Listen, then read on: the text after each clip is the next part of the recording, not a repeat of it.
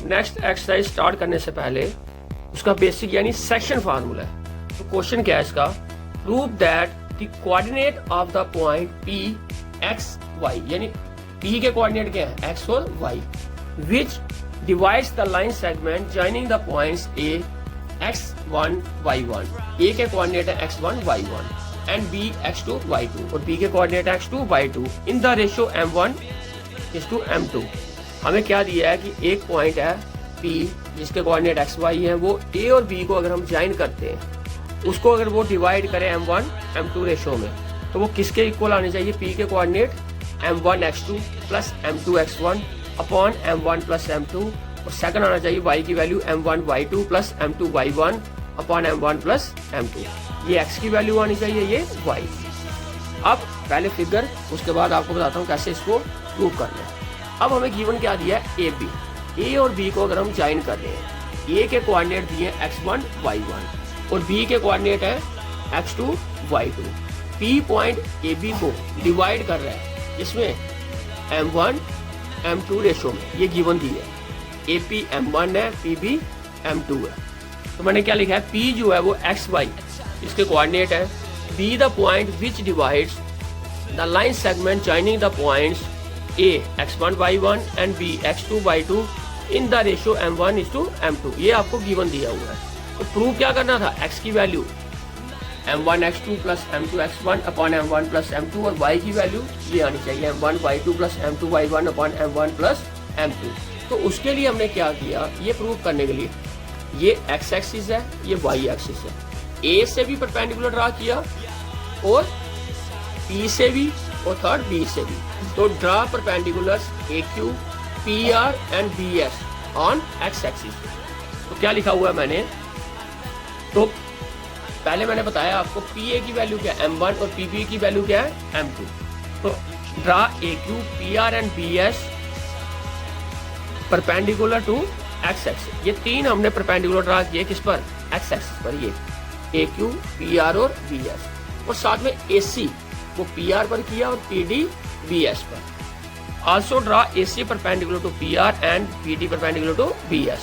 ये फिगर में बताया। अब देखो मैंने बताया था x एक्सिस पे ये x एक्सिस है, तो ये वैल्यू O से Q तक कितनी आएगी, x1, ये मैंने फर्स्ट फार्मूले में भी बताया था। OQ ये वैल्यू, OR ये वैल्यू, OS ये वैल्यू। तो OQI x1, ORI x और OSI x2, ये लिखा हुआ है OQ x1, OR x और OS x2। इसी तरह y की वैल्यू AQ कितनी होगी यहाँ तक, यानी y1, PR y और BS y2। तो ये लिखा हुआ है AQ और CR y1, AQ और CR क्यों, ये AQ और CR बराबर होगी। इसी तरह PR और DS कितनी होगी, y। ठीक है, PR और DS है y और लास्ट में मैंने बताया था BS है y2। अब आपकी ये जो वैल्यूज लिखी है ये कैसे आएंगी, देखो अब ये QR है, यहाँ से यहाँ तक मैंने बताई कितनी है x, तो यहाँ से यहाँ तक x1, तो x माइनस x1 आएगी इसकी वैल्यू, इसकी क्या आएगी x माइनस x1। इसी तरह RS की फाइंड करेंगे, टोटल कितनी है x2 और ये कितनी है x2 माइनस x। तो यहाँ पे लिखा हुआ है मैंने AQ और QR equal to AC x minus x1, ये आई QR, ये आई AC x minus x1। RS कितनी आएगी, ये टोटल है आपकी x2 और यहाँ से यहाँ तक है x2 माइनस x, ये लिखी हुई है। RS और PD कितनी आई, x2 माइनस x, ये PD और ये RS इक्वल होगी। अब उसके बाद इसी तरह से PC, ये टोटल है y, यहाँ से यहाँ तक कितनी है y1, तो y माइनस y1 आएगी PC आ गई y माइनस y1। इसी तरह BD टोटल है y2 और यहाँ से यहाँ तक कितनी है y2 माइनस y, लिख ली। अब हमने क्या करना है, ये ट्राइंगल करने हैं सिमिलर। ये चैप्टर 6 में आप अच्छी तरह पढ़ोगे। ट्राइंगल सिमिलर होते हैं, डबल, दो एंगल लो इक्वल, तीन एंगल लो। ये दो ट्राइंगल लिए मैंने, ये एंगल 90 का हमने परपेंडिकुलर ड्रा किए हुए, तो ये एंगल आ गया 90 का, ये एंगल आपके इक्वल होगी, इसको बोलते हैं कॉरस्पॉन्डिंग। क्यों, क्योंकि ये लाइनें आपकी क्या होंगी, ये लाइनें पैरेलल है, ये भी परपेंडिकुलर बना रहा है, ये भी परपेंडिकुलर बना रहा है। जब ये दो परपेंडिकुलर बन रहे हैं, इनको एक्सटेंड करेंगे तो ये लाइनें क्या आएंगी, पैरेलल। जब लाइनें पैरेलल आएंगी तो कोई लाइन इंटरसेक्ट करेगी तो वो क्या होगी, ट्रांसवर्सल, तो ये एंगल आपके क्या आएंगे, इक्वल। इसी तरह एंगल ए और एंगल पी इक्वल होंगे, तो ट्राइंगल आपके क्या हो जाएंगे, सिमिलर। तो in triangle ACP and triangle PDB angle CAP equal to DPB, तो मैंने अभी बताया आपको कॉरस्पॉन्डिंग एंगल्स, और एक एंगल बताया एसीपी और पीडीबी कितना ईच 90, फिगर में समझाया। तो इसलिए ट्राइंगल क्या हो जाते हैं आपके, सिमिलर। कौन सा रूल लगा, बाई ए सिमिलरिटी। जब भी ट्राइंगल सिमिलर हो तो कॉरस्पॉन्डिंग साइड्स क्या होती हैं उसकी, प्रोपोर्शनल, यानी उनकी रेशियो सेम होती है। कैसे लेनी, अगर हम इसका बेस लेंगे इसका भी बेस आएगा, इसका परपेंडिकुलर इसका भी परपेंडिकुलर, इसका हाइपोटेन्यूज इसका भी हाइपोटेन्यूज, तो मैंने वैसे ही लिखा हुआ है, ट्राइंगल के नाम मैंने सही लिखे हैं। तो AC अपॉन PD ये दोनों हाइपोटेन्यूज है, CP अपॉन DB ये दोनों परपेंडिकुलर है, AP अपॉन PB ये दोनों बेस है। तो बाय CPST का मतलब होता है corresponding parts of similar triangles. Congruent triangle में साइडें इक्वल होती हैं, सिमिलर ट्राइंगल में साइडें प्रोपोर्शनल होती हैं। अब AC की वैल्यू ऊपर से मैंने पुट की x माइनस x1 वो लिखा, PD की वैल्यू वो भी मैंने यहाँ से पुट की x2 माइनस x वो भी लिखा। इसी तरह CP की वैल्यू पुट की, DB की वैल्यू पुट की, AP तो पता है M1 है और PB M2 है। इन तीनों की सभी की वैल्यूज हमने पुट कर ली। अब ये तीनों पेयर इक्वल है, तो कॉरस्पॉन्डिंग मेथड आप क्रॉस मल्टीप्लिकेशन मेथड किया था, वहाँ क्या करते थे हम, इसको भी इसके बराबर लेते थे और इसको भी इसके बराबर, सेम वही चीज करनी है। x वाली को भी M1 अपॉन M2 के लेना, y वाली को भी M1, वही हमने यहाँ किया, इसको भी इसके बराबर लिया और इसको भी इसके बराबर लिया।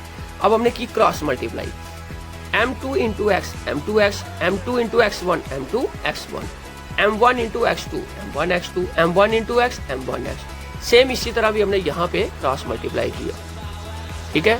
अब इसको देखो, x वाली टर्म हम लाए लेफ्ट में, M2x पहले का है, M1x लेफ्ट में लाया, बन गया प्लस में, ये x1 इधर ले गए तो M1 x2 plus M2, negative वाली टर्म इधर लाई पॉजिटिव, ये नेगेटिव इधर ले गए पॉजिटिव। सेम ऐसे ही ये नेगेटिव उधर जाएगी पॉजिटिव, ये नेगेटिव इधर आएगी पॉजिटिव।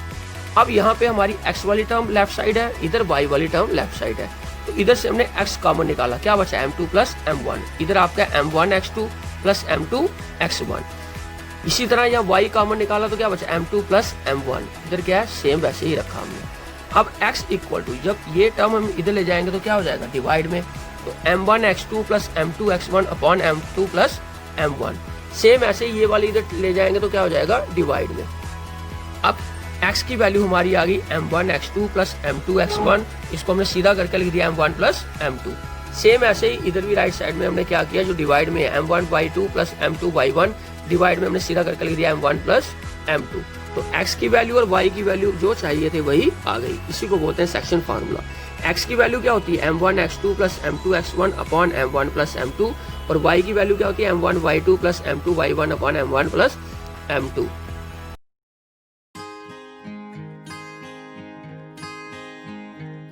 एक्सरसाइज 7.2 का क्वेश्चन नंबर 1 है, find the coordinates of the point which divides the join of -1, 7 and 4, -3 in the ratio 2:3।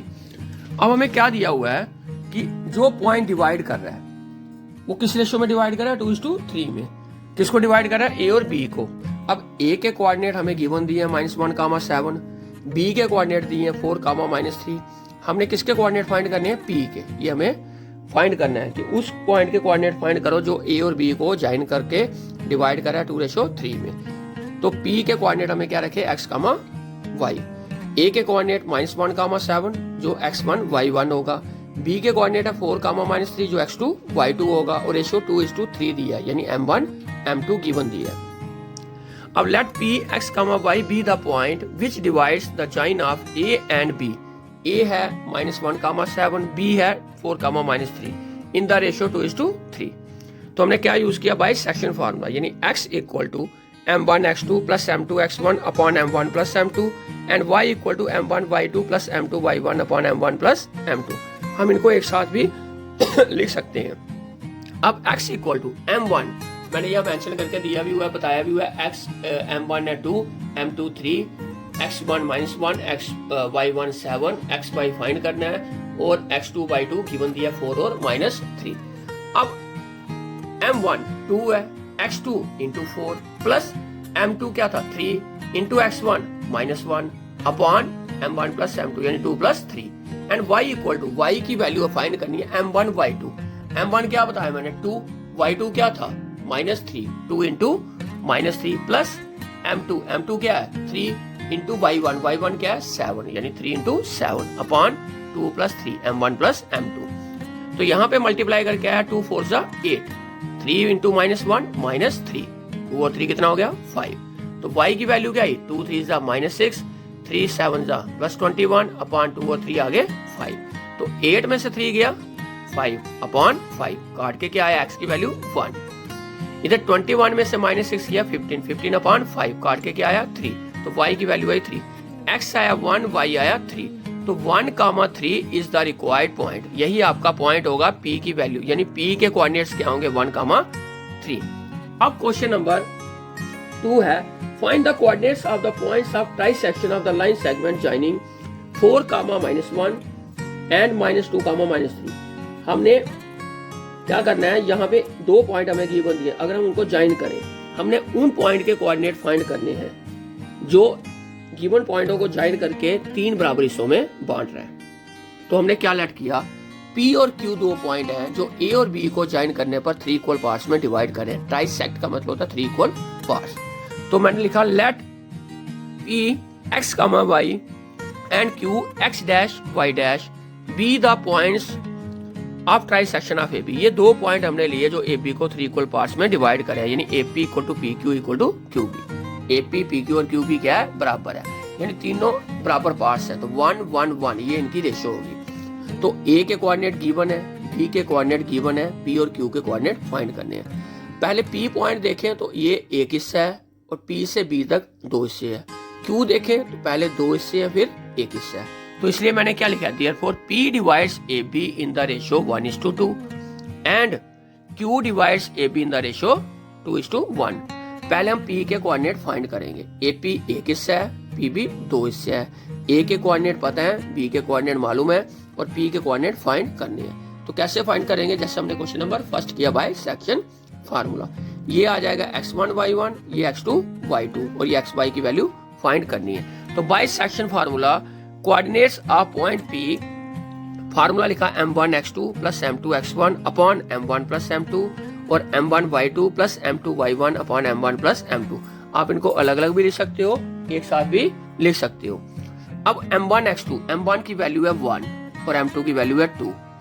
m1 x2 यानी 1 इंटू -2, 1 इंटू -2 लिखा।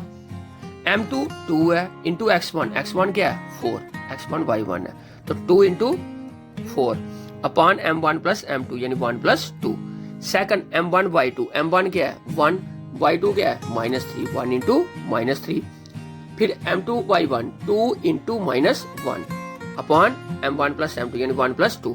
तो 1 इंटू -2 आ गया -2, 2 4 आ गया 8, 1 इंटू -3 आ गया -3, 2 इंटू -1 आ गया -2। तो 1 प्लस 2 इधर भी और 1 प्लस 2 इधर भी। ऊपर आ गया -2 प्लस 8 अपॉन 3, इधर आ गया -3 -2 अपॉन 3, यानी 8 में से 6 अपॉन 3 और -5 अपॉन 3। 6 अपॉन 3 कैंसिल करके आया 2 और ये आया -5 अपॉन 3, यानी P के कोऑर्डिनेट क्या होंगे 2, -5 अपॉन 3। अब हमने फाइंड करना है कोऑर्डिनेट्स ऑफ पॉइंट Q। तो मैंने फिगर में पहले भी बताया था आपको, फिर बता रहा हूँ। Q जो है वो AB को डिवाइड कर रहा है 2:1 में। A के कोऑर्डिनेट वही हैं, B के कोऑर्डिनेट वही हैं, सिर्फ हमने Q के कोऑर्डिनेट क्या ऐड किए हैं x डैश y डैश। तो ये m1 2 आएगा, m2 1 आएगा, x1 y1 और x2 y2। तो कोऑर्डिनेट्स ऑफ Q फार्मूला वही m1 x2 plus m2 x1 upon m1 plus m2 और m1 y2 plus m2 y1 upon m1 plus m2। अब m1 x2, m1 है 2 into x2, x2 हमारा है -2, 2 into -2 plus 1 into 4, 2 into -2 plus 1 into -4। तो m1 2, m2 1, 2 plus 1। अब m1 y2, 2 into -3 plus 1 into -1, 2 into -3 plus 1 into -1। नीचे आपका m1 plus m2 यानी 2 plus 1 same रहेगा। 2 into -2 -4, 1 into 4 4, -4 plus 4 upon 3। 2 into -3 -6, 1 into -1 -1 upon 2 plus 1 3। तो -4 plus 1 आया 0, नीचे 3 comma -7 upon 3। तो एक आया 0 अपॉन 3 0 और ये आया दूसरा -7 अपॉन 3, यानी therefore coordinates of point P जो है वो होंगे 2, -5/3 जो हमने पहले फाइंड किए, और कोऑर्डिनेट्स ऑफ पॉइंट Q जो हमने अभी फाइंड किया वो 0, -3। Thank you students.